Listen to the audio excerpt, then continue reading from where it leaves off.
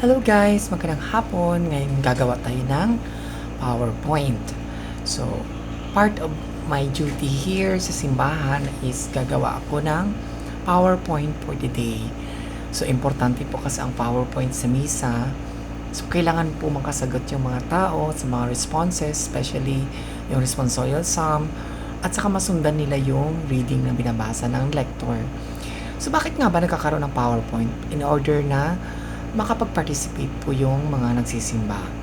So, alam naman natin na pag daily masses, medyo konti ang nagsisimba.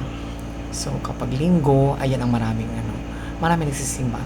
So, usually, ang PowerPoint natin is, meron na kami nagawa. Kasi meron ang PowerPoint, ang reading sa simbahan is Year A, Year B, and C. So, ABC yung reading. So, karamihan po, paulit-ulit lang po yon. So, ngayon kasi nasa cycle A tayo. So, sa cycle A, mag-click ka lang dito sa taskbar ng kinukuhaan natin yung website na Daily Reading USSB. So, pwede naman yung daily reading lang. So, lalabas po yung USCCB pala. So, sa USCCB, i-click lang po yan. So, meron po diyang mga nakalagay na, halimbawa, may reflection video, may podcast. Sa podcast, meron siyang paano papakinggan mo kung paano i-babasa, especially sa mga English na medyo mahirap i-pronounce. So, meron po siyang podcast. Reflection video, meron din reflection videos and Espanyol. So, kapag nag-Espanyol, may misa na sa Espanyol. Calendar, ito yung mga calendar na halimbawa for the month of May. So ngayon kasi ang gagawin ko is bukas is nasa Friday na. Friday of the 8th week in ordinary time. Since Friday bukas, una naming novena for the Feast Day of Corpus Christi. So may ginawa ng reading si Father, gagawan ko na lang siya ng PowerPoint ngayon. Since yung reading na gusto niya is naka-base doon sa reflection for the day. So, meron ako nakasave dito sa computer. So, pupunta na lang ako sa files na ginawa ko. And then, doon ko kukunin yung reading. So, papagawa ng PowerPoint, pupunta ako sa nakalimutan sa ano ba to? Feast Day Novena. So, punta ako sa Novena Files. Novena Files.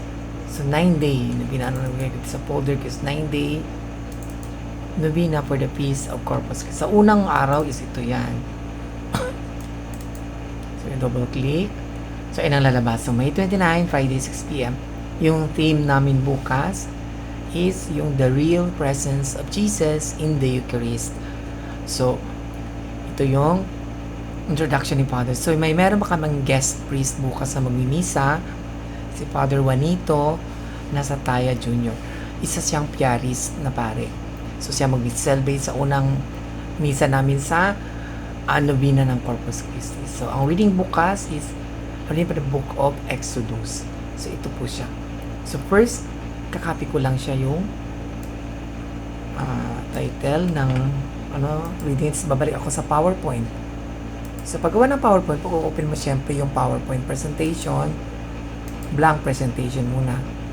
Halimbawa, yung title bukas is babalik tayo doon sa Word. Ayan. Day 1. Ayan. The Real Presence of Jesus. Ayan po yung click lang sa title page, copy. So, ito na po yung pinaka-title ng sa misa bukas.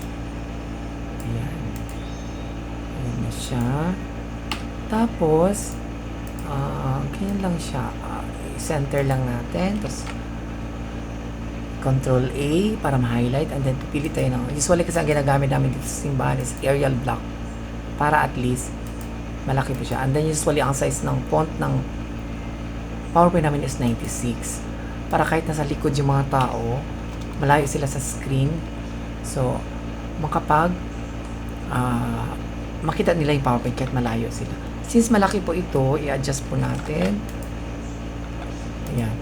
So, tatanggalin ko yung theme. Ayan. Delete. So, ayan ang day 1 and then second slide na itong ayan, theme para at least medyo maano po siya malaki.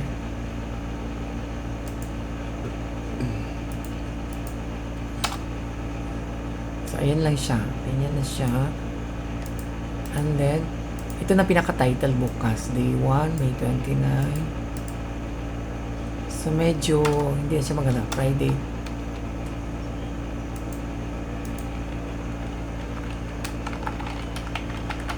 Novena Mass or Feast of Corpus Christi.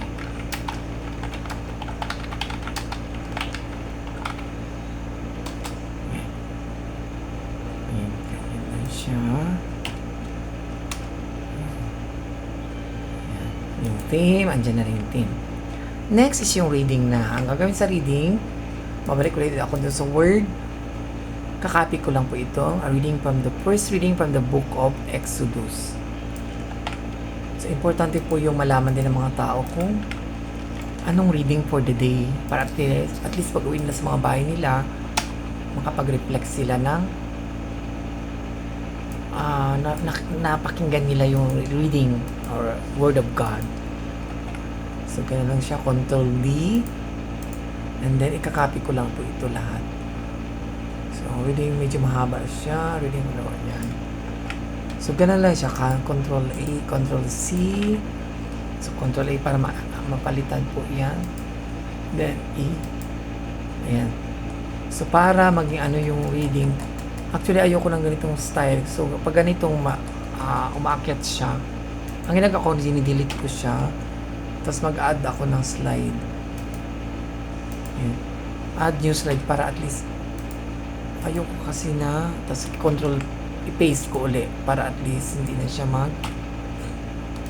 mahirap kasi pag mag-umpisa sa baba, pataas. So, ayan, i-maximize ko yung space. And then, usually, yung font na ginagamit is Arial Black. So, Arial Black, and then yung size niya is 96. And then, isi-center lang natin. So, ayan po siya. Yung paggawa ng PowerPoint. So, usually ang pagkat ng PowerPoint para at least maano is may period or comma, doon dapat tayo mag-base. At saka basahin din po natin kung tama yung pagkakat ng sentence. So, ayan. I-highlight lang natin yung ikakat natin. Control X para cut. Ayun kasi ang shortcut na. And then Control A para i-highlight doon. And then Control V i-paste. So, balik ulit. And then, ngayon, medyo alangan ito, the Israelites. So, i-review lang natin kung saan sa'yo magkakat na sentence. The Israelites said to them, would that we had died at the Lord's hand in the land of Egypt, comma. So, pwede na tayo mag-cut dito sa in, hand. Lord's hand in the land of Egypt. Ayan. So, Control X ulit. Tapos, Control V para ma-duplicate ang size, slide, and then paste natin, Control V. So, ayun. So, ito, madali natin ano kung paano natin ika-cut kasi may apostrophe na siya. So, ayan. Ganyan lang siya. Ayan. Ayan. And then, ayan. Control. Ulit-ulit lang po ang cycle na paggawa ng PowerPoint. So, medyo sana sa paggawa ng PowerPoint na ganito is may natutunan kayo paano gumawa ng slide. And then, later on, sa next video ko, papakita ko yung pagpasyo ng papakita na sa loob ng simbahan kung paano yung pag flash natin sa screen talaga na monitor. Okay.